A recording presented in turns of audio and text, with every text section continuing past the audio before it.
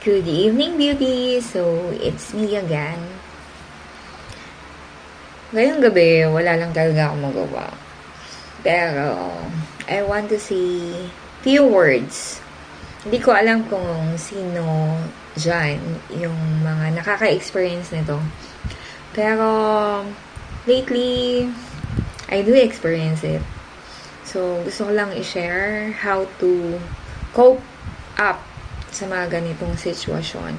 Kung sino man yung mga nabubuli dyan, all you have to think is, one, kung lalaki yan, for sure, may gusto yan sa'yo.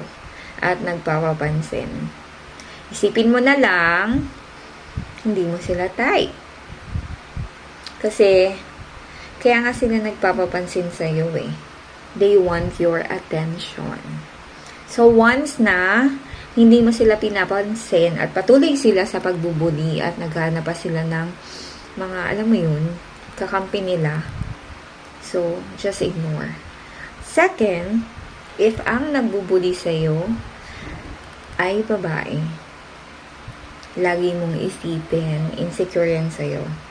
Kasi naniniwala ako na walang kapwa babae na magda-down sa kapwa babae.